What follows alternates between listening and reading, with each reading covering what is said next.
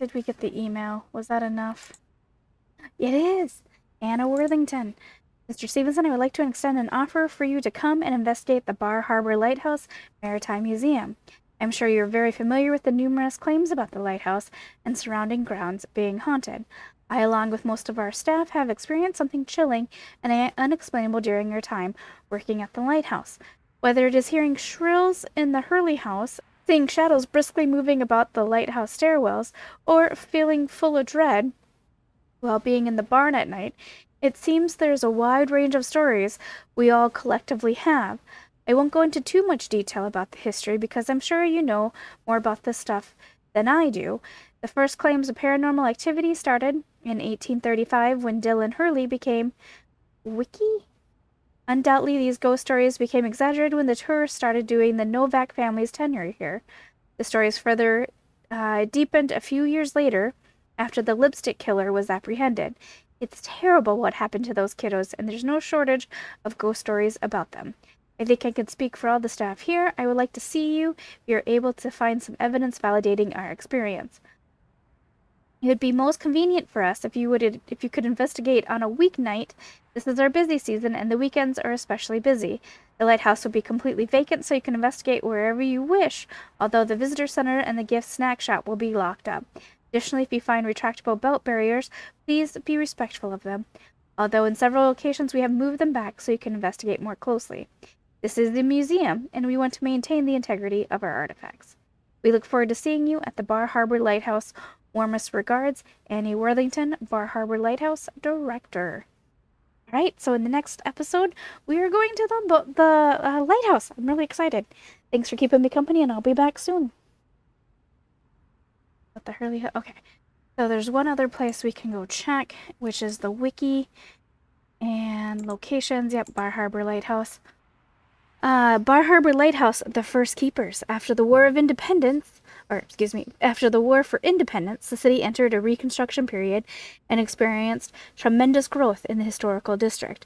The docks at Bar Harbor operated around the clock, ensuring distribution of imports throughout the community. In the early 1800s, several ships were severely damaged entering the harbor around dusk. The city determined having a light station would mitigate further disruptions of dock operations. Construction of the light station was completed in 1821 and consisted of the light tower, keepers' living quarters, and a fuel storage building.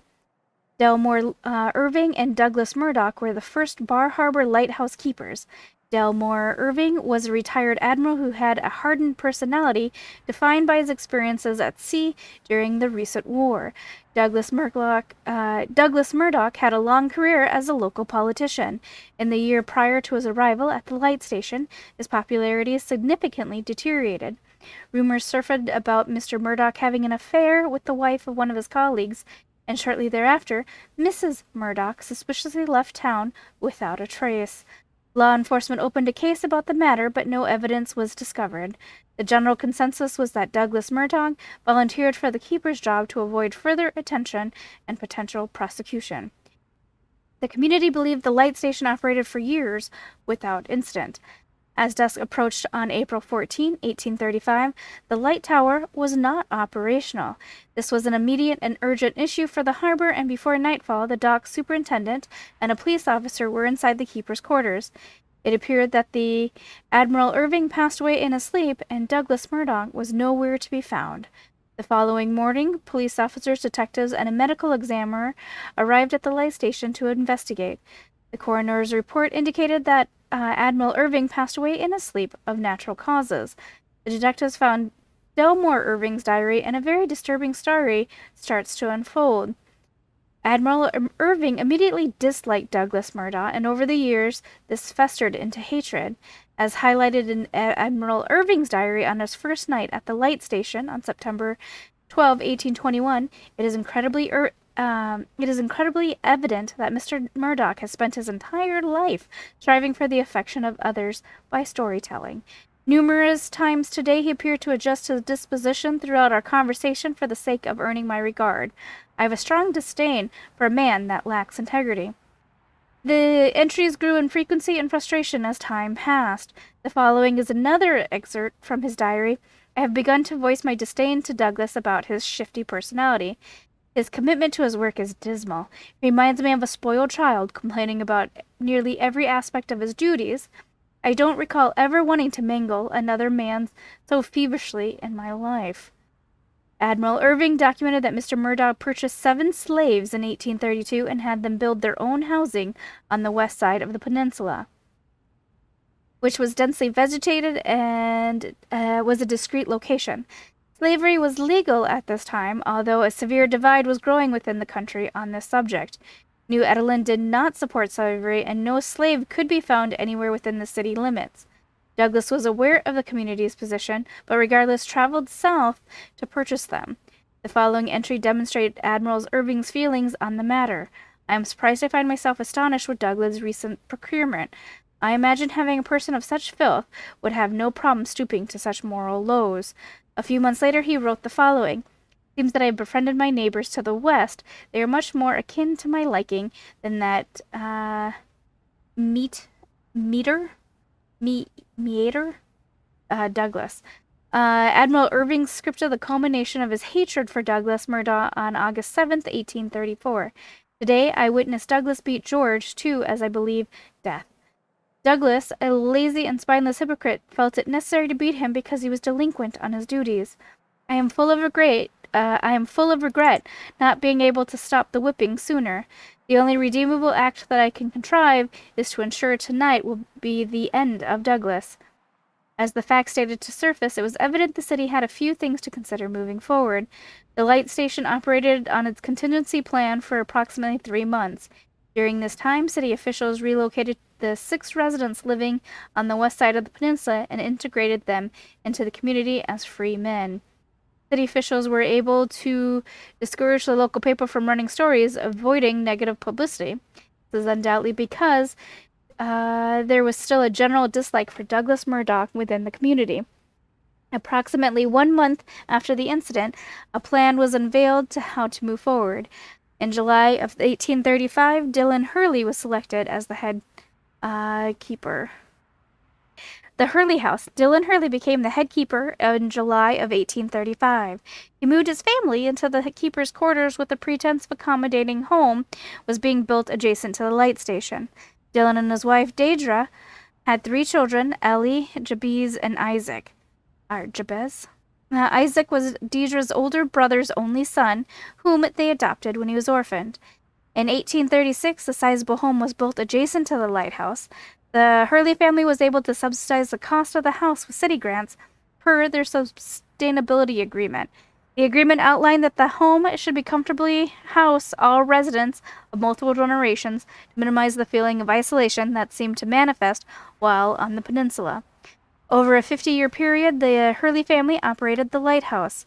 In 1838, Isaac Hurley married Rachel Linden and started their family at the lighthouse. They had 4 children: John, born in 1839, who sadly died within a year of his birth; Ruth, born 1842; Alicia, born 1843 and died 4 years old; and Isaiah, born 1845. Deidre became pregnant with the family's 3rd child in 1837, and by the end of the year she was laboring it. According to family records, she was in labor approximately 34 hours and died during childbirth from hemorrhaging. A terrible accident occurred in 1841 when Eli fell from the upper levels at the stairwell and died. It was confirmed that Eli and Jabez was racing up and down the stairs of the lighthouse, as they often did. When approaching the top level, some shoving and wrestling occurred. Unfortunately, this time Eli fell over the railing to his death. I think I'm out of my hints, but that's okay. Jabez Hurley married Susan Howard in 1845. Susan moved into the family residence. They had 3 children: Peter, born in 1846, Lois in 1847, and Amelia in 1849, who sadly passed in 1851. In 1858, after many years of serving as the head keeper, Dillon's back pains became so severe that he could no longer perform his duty. Isaac and Jabez became the head keepers. Dillon lived in the home until he peacefully passed away at the age of 63 in 1874. By 1863, a terrible civil war was ravaging the country. There was an unfathomable amount of injured and dying, which the community tried their best to set up in general hospitals. The Hurley family volunteered the land just south of their house as a medical facility, tending to wounded soldiers. Per family records, the Hurley family was completely unprepared for what they understood to be an act of compassion. This was a place of agony and anguish. Hundreds of limbs were piled up behind the building, and the yard had a blood-filled marsh 20 yards out from the east side of the building. Screams of agony could be heard regularly as infected and mangled limbs were sawed off. Dr. Arthur Gideon was the lead surgeon during this time and performed many of the amputations.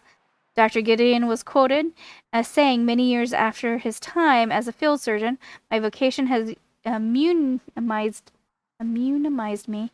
My vocation has immunized me from disgust of blood and gore. What shall haunt me forever is the screams of those young men. It is the totality of pain and suffering that so many young men endured, incomprehensible grief justifying the death of countless youth." After the war ended, the family converted the general hospital into a stable and hired a stable master to manage things. The distance from the light station to the historical district was sizable, and having the amenity would alleviate many pains. The city provided a grant for the conversion due to how critical the light station was to support the local economy.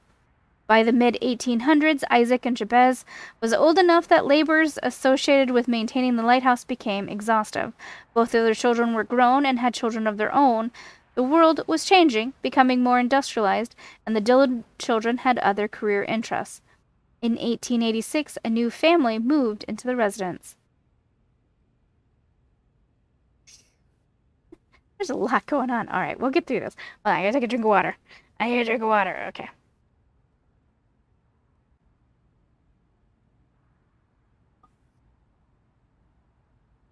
All right. The Novak keepers, Xavier and Renee Novak, moved their family into the Hurley house in 1886 and became the new lightkeepers. They had 5 children. John was the oldest, followed by James, Joseph, Annie, and Jesse. The 3 oldest were of age and were required to assist with duties. Renee loved to cook and preferred to stay in the kitchen side of the house. If she was not in the kitchen, she could be found reading a book on the floor by the fireplace. Xavier and Renee was quoted as saying that the home was too large for them, feeling unusually empty and cold at times, as though spirits of the deceased Hurley family members were still there. The country had a growing interest in spiritualism, and the belief in ghosts was common. The Novak's tour business also benefited from such stories, so an assumption could be made that such stories were conjured. The lighthouse was refurbished to new standards in 1891 and was equipped with a kerosene light. New standards were established nationally for lighthouses, and federal funding was provided to ensure the work was done. A local contracting group performed the work, which took about a week to complete. In 1893, James Novak married Emma Smith and continued to live in the Hurley house as an assistant keeper. The Novaks were known to be social people and grew tiresome of the seclusion associated with the light station. They worked with the city's development department and then started lighthouse tours in 1894. The ferry would leave the dock at Magnificent Drive, transfer guests to the south dock of the lighthouse, and then take a carriage up for the tour. Guests could see the locations where Mr. Murdoch was suffocated and then chopped up and thrown into the sea, and where poor Ellie fell to his death. Many guests reported being touched or experienced unusual cold spots. Several guests over the years claimed to see spirits within the Hurley house, as well as inside the stable, later converted into a petting zoo. In 1896, Joseph Novak married Catherine Jones. They continued to live in the Hurley house and assisted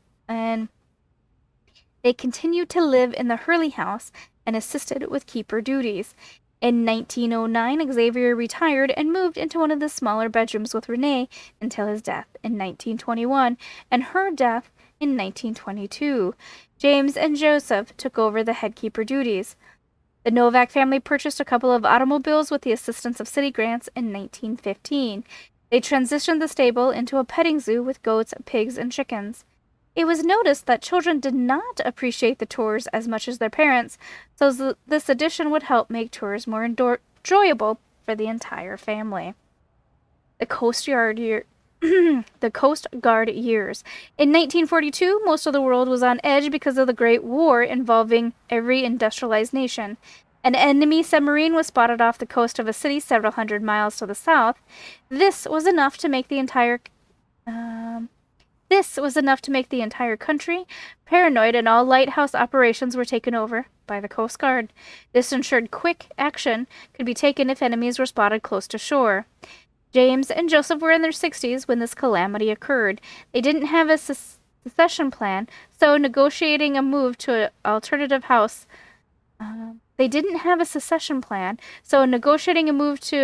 housing was brief. The city provided the financial assistance to enable their relocation. The Coast Guard built barracks to house the 6 individuals deployed at the light station and restricted access to the location for security purposes. Tours were also canceled indefinitely. With the light station being at fairly remote locations, it was not too challenging keeping unwanted visitors off the property. In the late 60s and the early 70s, young couples would sneak onto the grounds along the east side of the peninsula for a romantic evening admiring the view. Surprisingly, this went on for a long time without notice. It wasn't until the Lipstick Killer's horrendous killing spree was exposed that this activity abruptly ended. These events led the Coast Guard lighting up their security. Oh, that's not what that says. These events led to the Coast Guard tightening up their security processes, where any members outside the Coast Guard were not permitted anywhere near the grounds. The lighthouse was updated again and automated in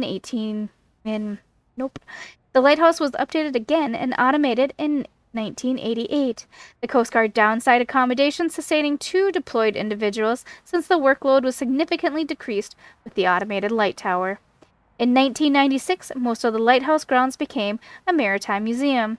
The Coast Guard still maintained the operations in addition to facilitating visitors. A small visitor center was constructed adjacent to the barracks.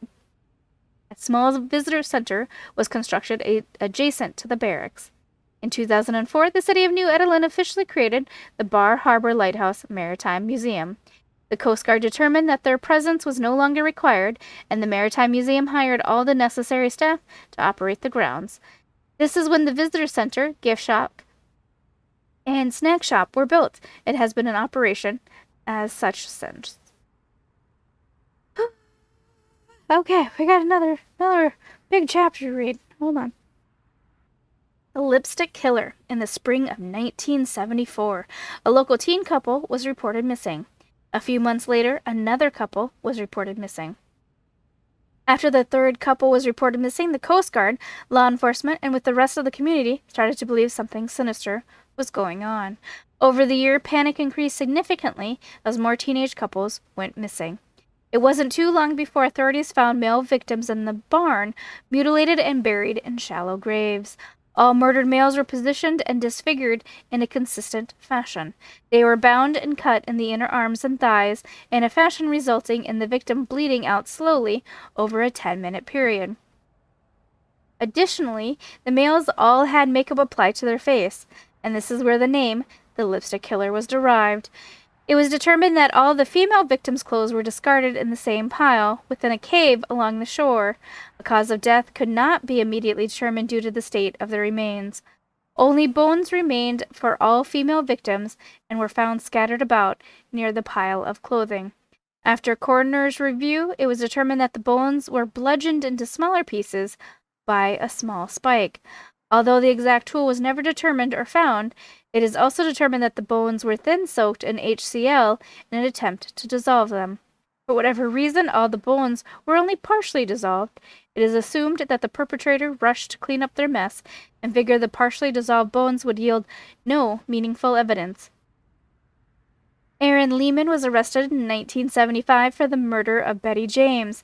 Claire Hell, who was Benny's girlfriend, managed to escape half-clothed while Benny was being tortured. He was the final victim of the Lipstick Killer, thanks to Claire's ability to escape and inform authorities. Claire was also instrumental during the trial. She was able to identify Aaron Lehman as her boyfriend's killer and provided details about Benny being tortured and ultimately murdered. These details were consistent with the police investigation. In total, 13 teens were murdered over a 3-year period. Aaron Lehman's defense lawyer tried an insanity plea. Part of their strategy consisted of outlining the voices Aaron constantly heard in his head. He stated a female voice was consistently in his head and forced evil thoughts onto him. He also stated that during these ritualistic murders, he would go into a trance after disrobing the female victim, and he would black out, not remember killing them. Additionally, he had no recollection of what happened to them after that. He stated he had no idea how the victim's bones were crushed or partially dissolved. He was found guilty and sentenced to death. He was executed in 1980 at New Edelin State Penitentiary. Since 1980, there has been approximately one teenage couple per year that has allegedly gone to Bar Harbor Lighthouse and disappeared. Their clothes are usually found, but bodies are never recovered. It is believed these individuals decided to swim and were dragged out to sea. I'm gonna say no. Alright.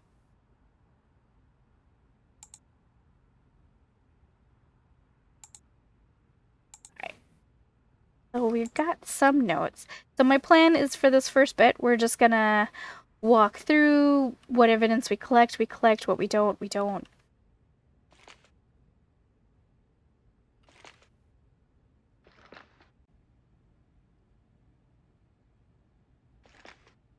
These are my new favorite toys. I'm so excited. New location. Oh.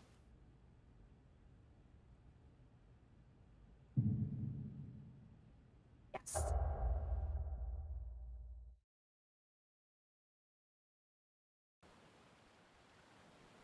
I first heard about this place when I was a kid. It's unbelievable I'm actually here investigating. This lighthouse has been around for almost 200 years and has a history that aligns well with being a haunted location. I'd love to find evidence specifically identifying the spirits allegedly haunting here. I'm sure I'll be able to find enough evidence to support their claims and put their minds at ease.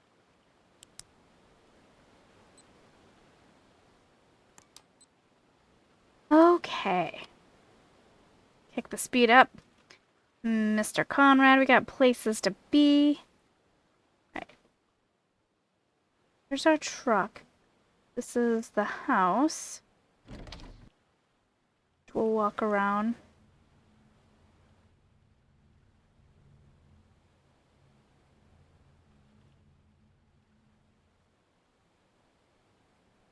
What's going on with the windows? Right. That's gonna be electrical. Yeah, right there. He's gonna tell us this is normal. While this is a high EMF level, it seems to be normal, although they may want to call an electrician to ensure everything is wired correctly. Is that a fountain down there? I'm gonna guess that's a fountain. Alright, let's go in.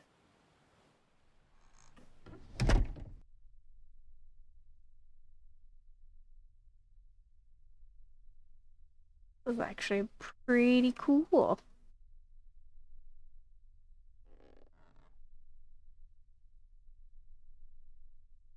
Duckies.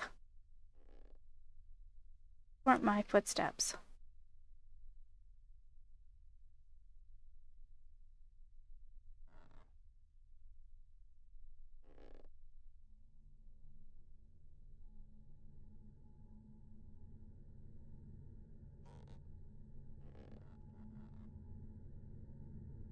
What is that sound? Is that the lighthouse sound?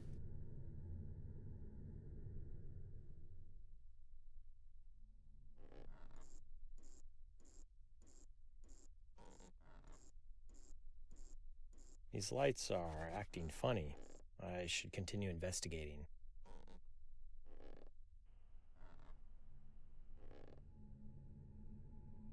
Okay, whatever that sound is give me out. It's unsettling. Hopefully you guys can hear it okay.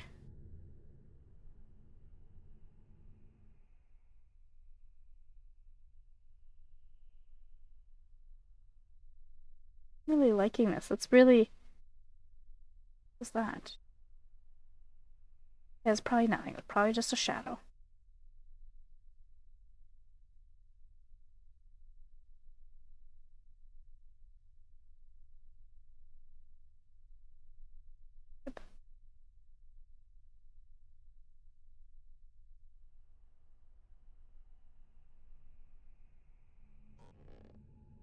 Creepy noises being creepy. If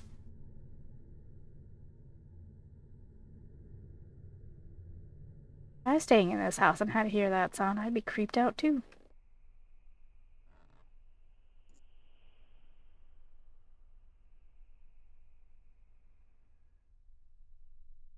Oh, soldier's bedroom. That's not creepy, right? Normal.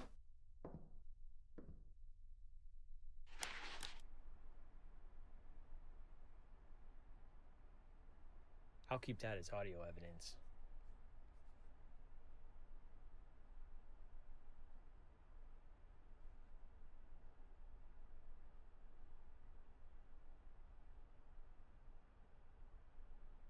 Little soldier man. Buddy?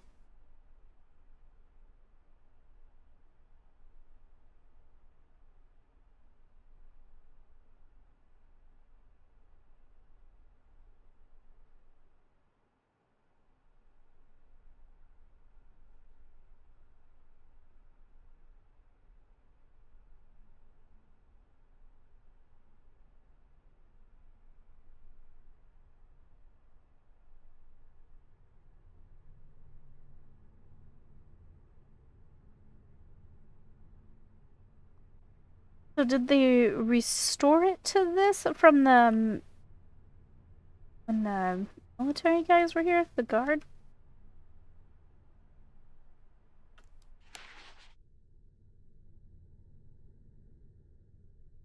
Not done setting these.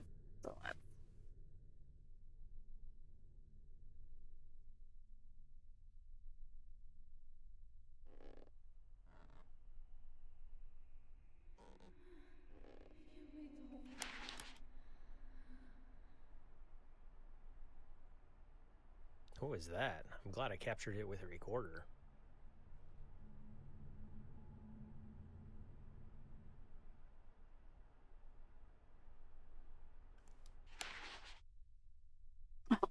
Loading.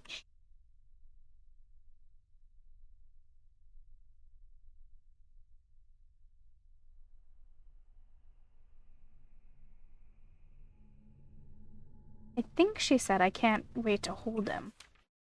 Let's see. My Deidre believes these keeper quarters to be haunted. She is so anxious to be our own to be our new home. I don't know what that. When we get back to the office, we'll look see what it.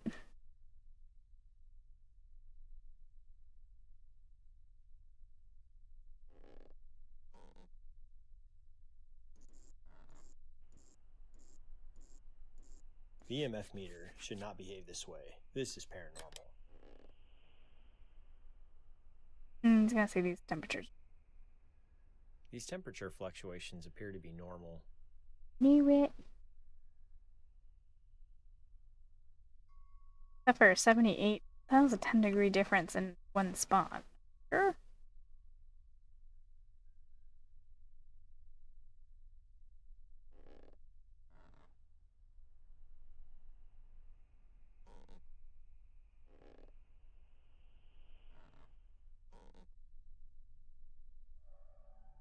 Ooh, ghost sounds.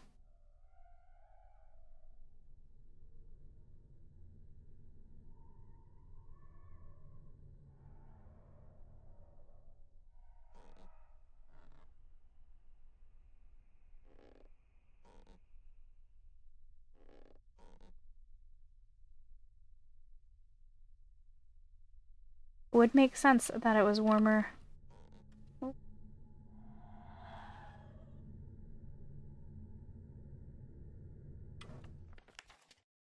Novak seance. Sporadic faint knocking, table tipping, books fell from their case, unknown woman whispering.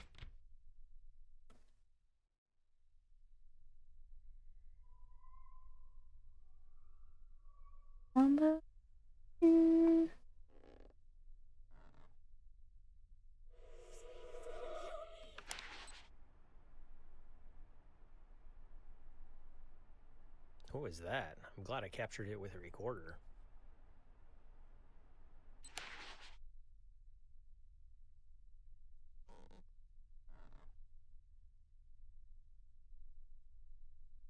I think it's taking place upstairs.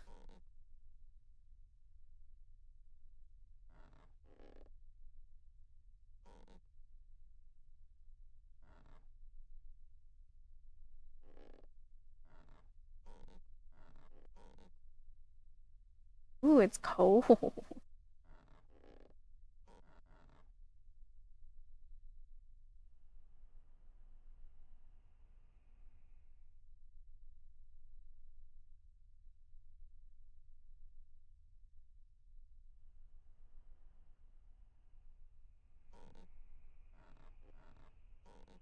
These temp readings are unusual.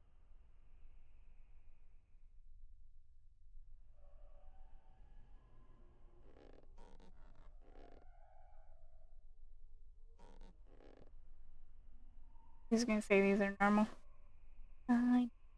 These temperature fluctuations appear to be normal. Bedrooms, yeah.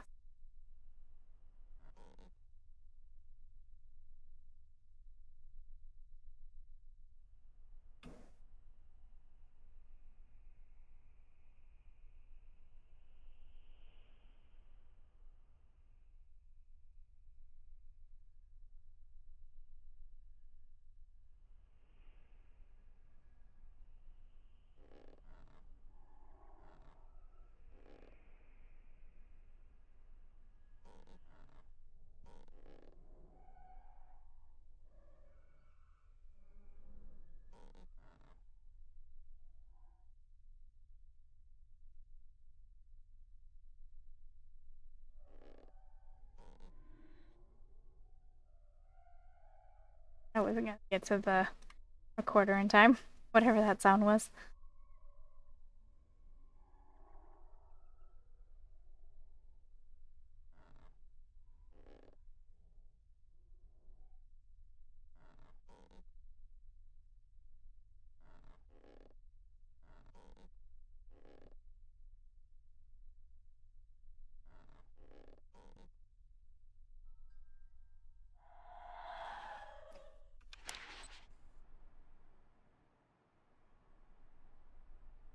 Too slow.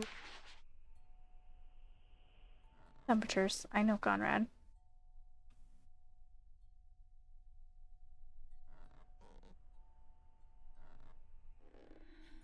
Nothing paranormal about these temperature readings. I'll keep that as audio evidence.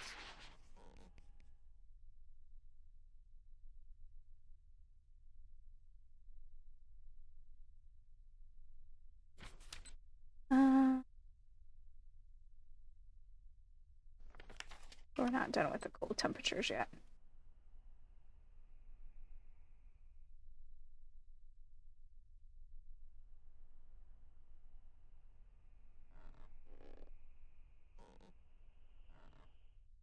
I'm gonna be right back, lady, okay?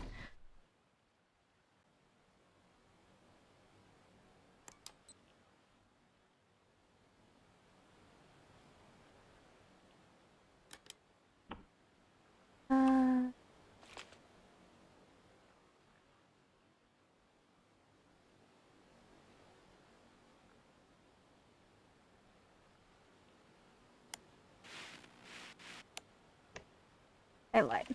This one.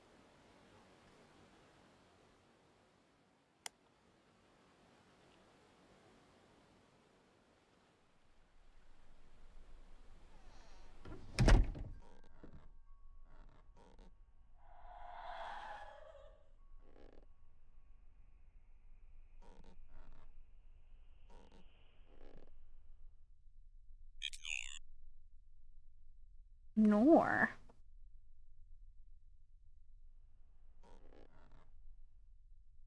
Did someone ignore her? Is there anyone here who would like to speak with me?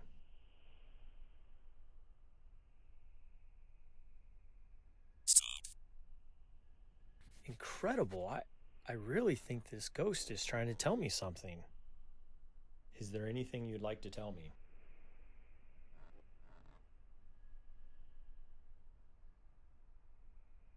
Do you know why I'm here?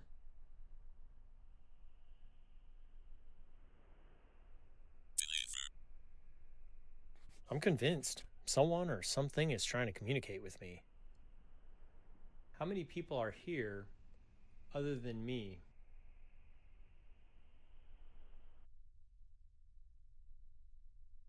Is this your home?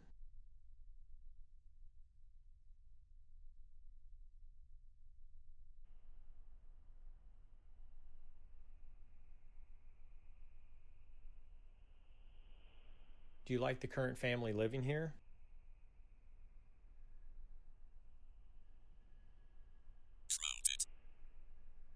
Incredible. I really think this ghost is trying to tell me something. Why are you here?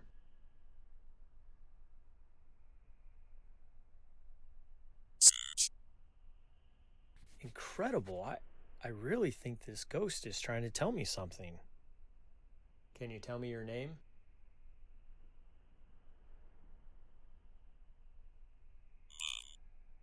Aww. Incredible. I really think this ghost is trying to tell me something.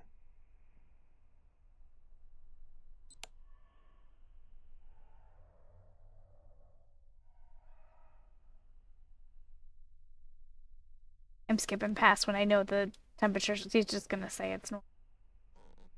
Looks like just a cold spot. Nothing paranormal. Something is going on here. These temperature readings are definitely paranormal. Awesome. Let's go trade this out for another device.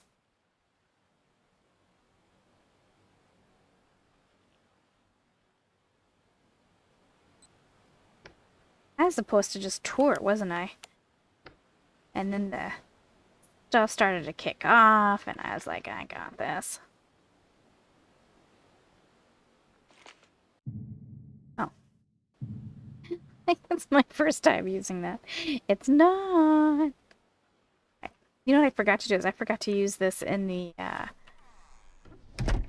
graveyard. That could have been part of my 12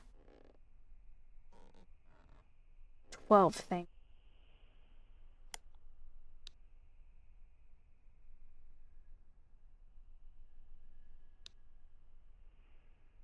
Is there anyone here who would like to speak with me?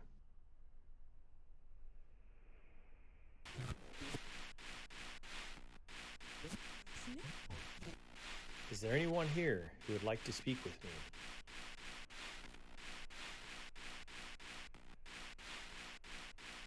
Is there anything you'd like to tell me?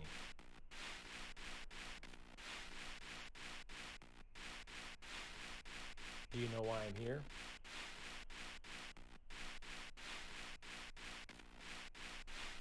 How many people are here other than me?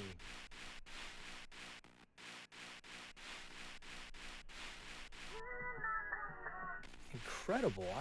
I really think this ghost is trying to tell me something. I couldn't tell what they said, though. Is this your home?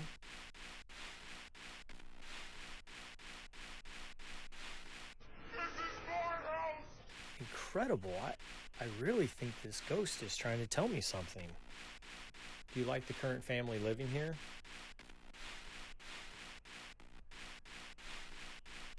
Why are you here?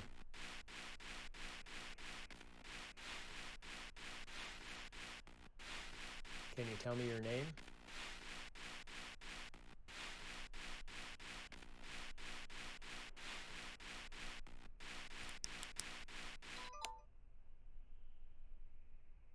Alright. Guess let's go on a tour of the place. We've done a lot of damage, right?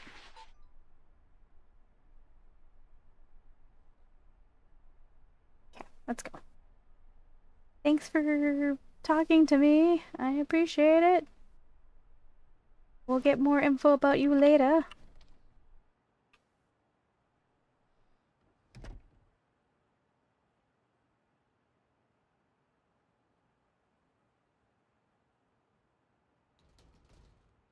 Go into the restrooms. I am not upset about dark restroom. Men. Okay with that.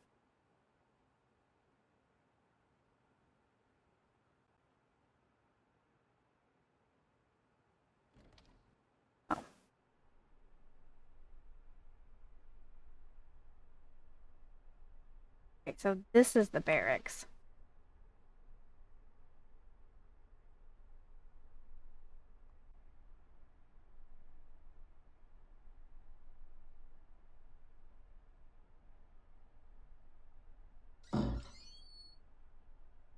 Shower stall.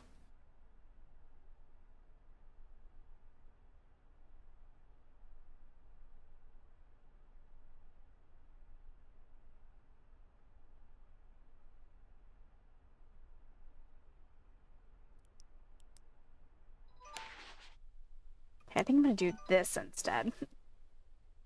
At this point, I'm not particularly interested in if it lands at our feet, the evidence, great. If not, that's okay, because I still kind of just want to look around. Take in the sights. See what we got. See if there's evidence on the ground. We need to find. See that? That was actually kind of cool. Oh, it's just a mirror of that over there.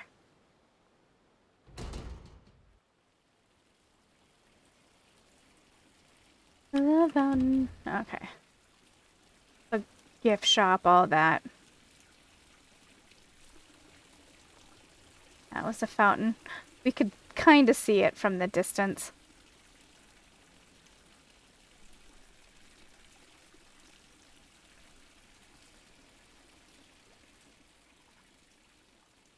This is the welcome to the Bar Harbor Lighthouse shop, snack bar, and restroom. I'm still gonna try the door, just in case.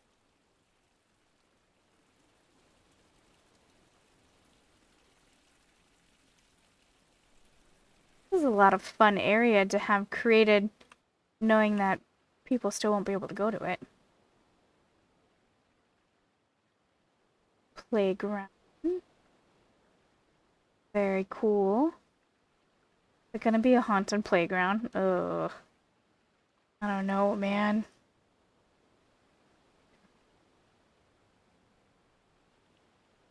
Alright, we know the barn has activity as well.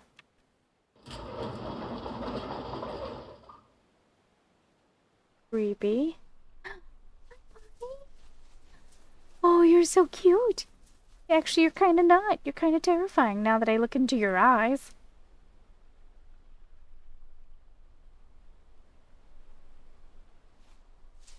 Hi, goats. Hi, buddy. Oh, you have something to say.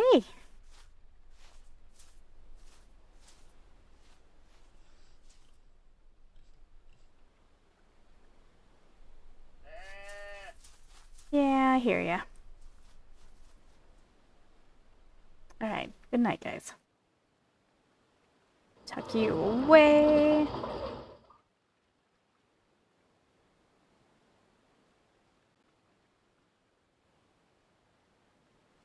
So are we, like, is there hidden somewhere the cave? That tucked somewhere?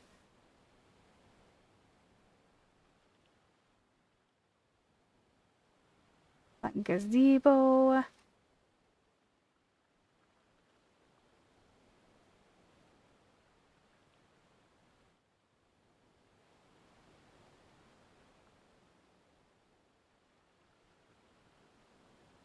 Alright, let's go to the main. We know the location we all want to go to. Oh, actually, wait. Before we go there, we're going to this house first, and then I'll go to the other one, I promise.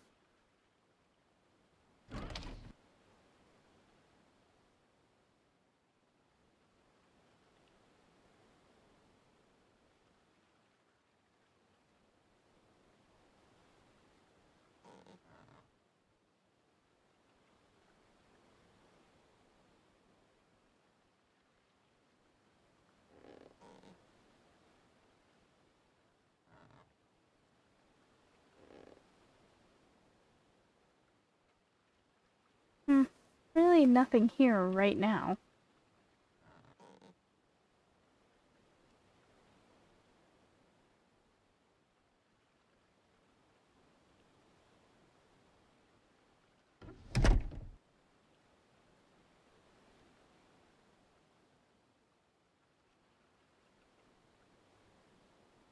Like a place to walk. Ooh. I walked on top of the bush. It was kind of scary. Did I? Wait.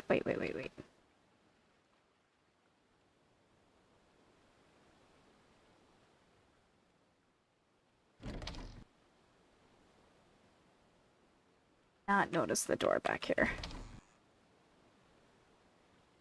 Not creepy in any way. Definitely not creepy in any way.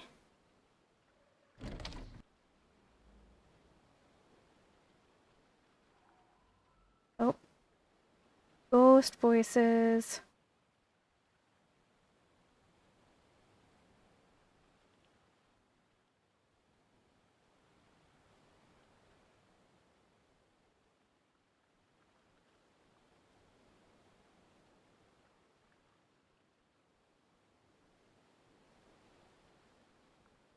Strangely, up here the ghost voices stopped.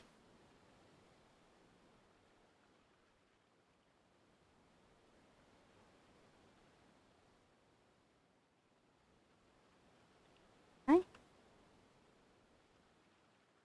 No. Alright.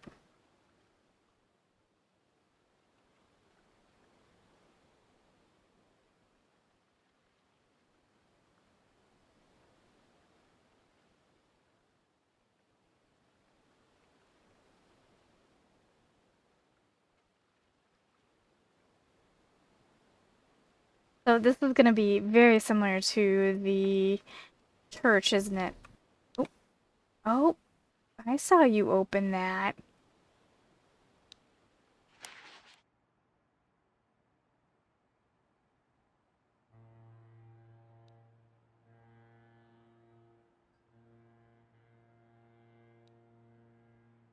Are you playing?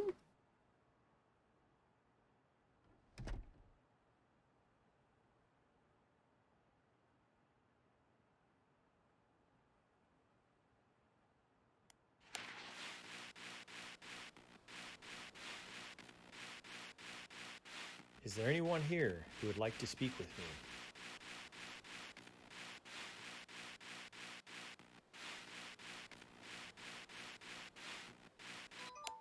Alright, they didn't. Oh my goodness.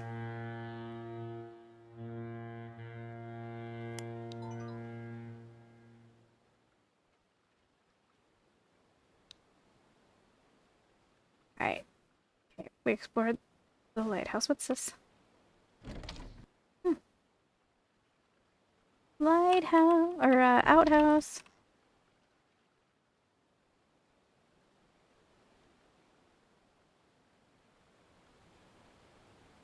Alright. So I have a sneaky. Okay, let's be nice. Hold on. Polite.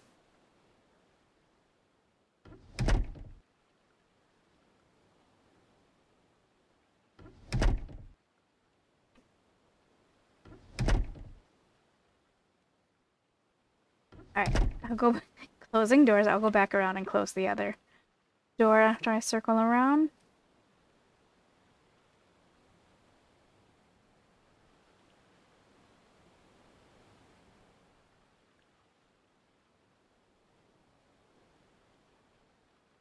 Okay, quick, let's go close this door.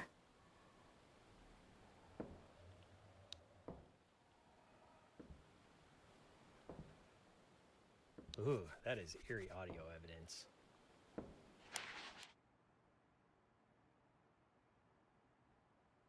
I was just about to leave you guys to go look elsewhere. Suddenly, there's a ghost presence, though. Is there anyone here who would like to speak with me?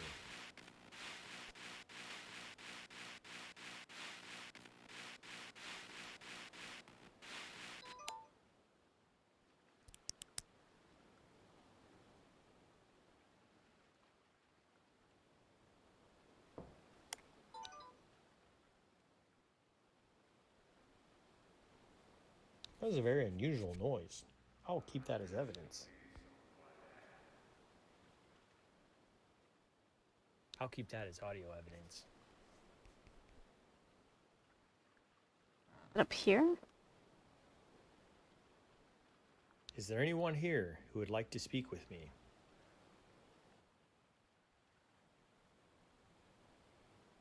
Okay. I've gone through all the devices, and I'm gonna guess this is a residual ghost because it's not answering me. I close the door. Alright, I'm gonna do something I really kind of don't want to do because I have a feeling it's gonna scare me, but I feel like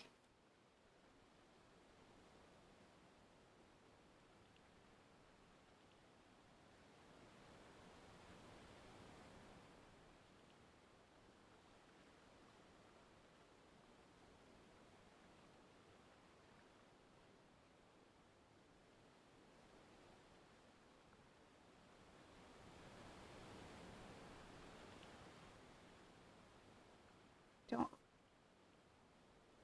do something silly and fall through the world or something. That way.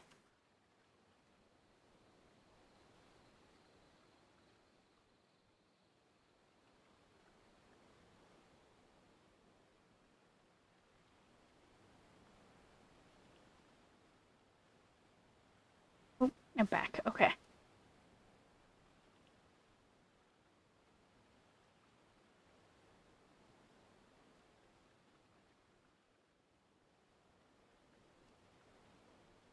I thought it was gonna lead me down to a cliff, but maybe not.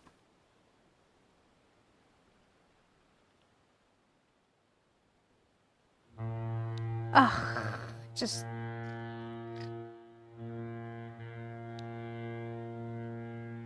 I hear ya.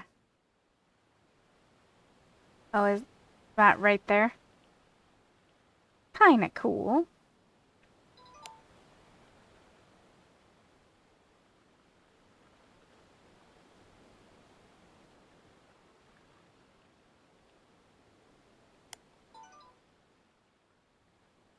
We didn't get any pictures of anything. But I really wasn't trying to either. I had a whole plan of just coming here, exploring, seeing if there's any notes on the ground, and then heading out, but... I feel like I'm missing a secret along here.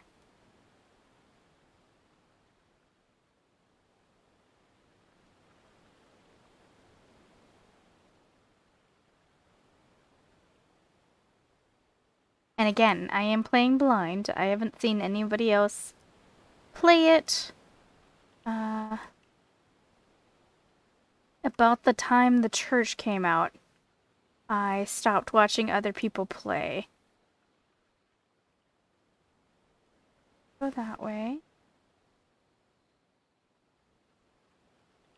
And go this way, but for no reason.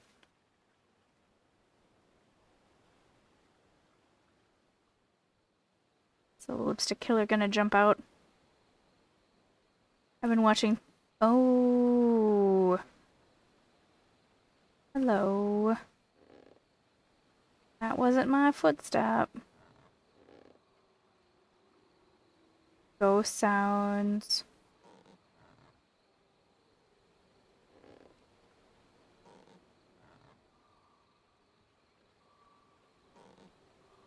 These are different ghost sounds. And let me know in the comments if you can actually hear them. Because they're... It's my clue.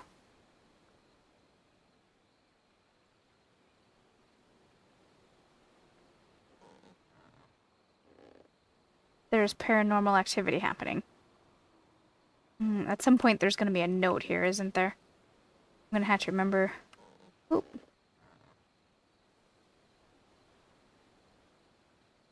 One of our times out here, we're going to have to remember to swing through this.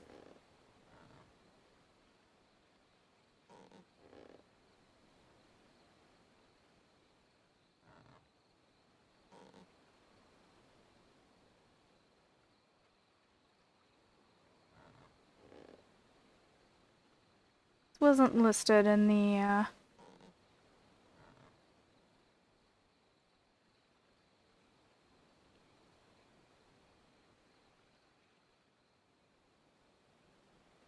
supposed to be out this way?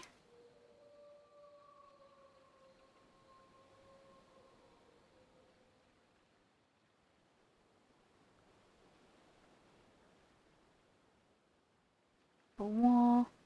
Let's say if it doesn't want me here, there's usually an invisible wall.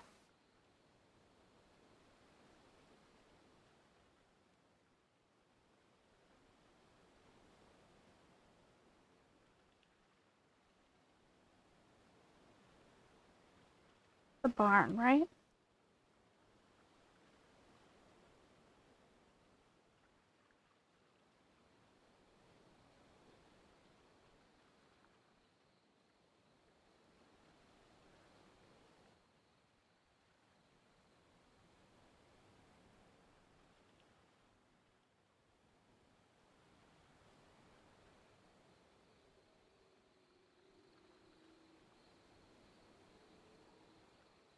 Creepy sounds are creepy. It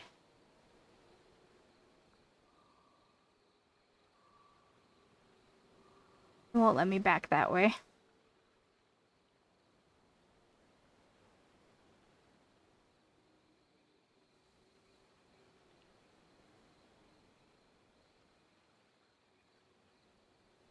feel like I'm gonna Blair Witch myself.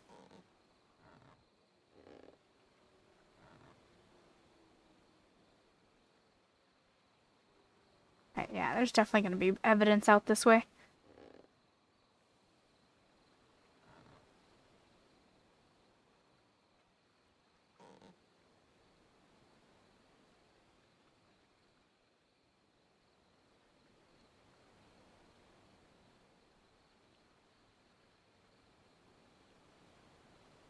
Okay, well, not this time, but there's gonna be another time where there's gonna be something here.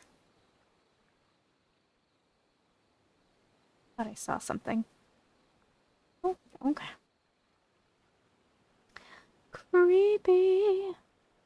Creepy, so creepy. Alright, let's get out of here. We'll call it a session. I'm gonna take you back to the office. We'll read the evidence that we did pick up. See what it has to say.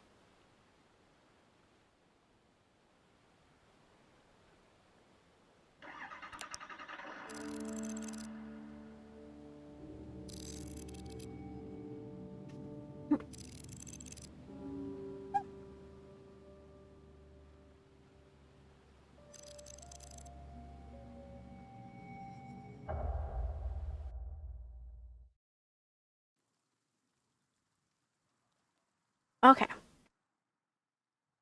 We are back at the office. Let's look at our archives. The lighthouse. Ooh. That was quite a bit. Accident in the Barbay Edelon ferry boat collides with smaller sightseeing vessel. Actually based on a real story, this here. Location's different, but... McManus cutter propeller class attached to Admiral Irving's squadron. Several deaths from 1837 to 51. Deidre might not be alone. Seance can create a portal. Alright, so we're missing these three, and my sneaky suspicions is that it's in those cabins that were off to the side hidden. Alright, well, we are done for now. Thank you guys for keeping me company, and I'll be back. We still have quite a bit more of the lighthouse to do. Let's take a quick look and see. I should do a bit more research before starting an investigation. So far we only know of 2 ghosts, but there's gonna be more. So yeah. Alright. I will be back. Thank you guys for keeping me company.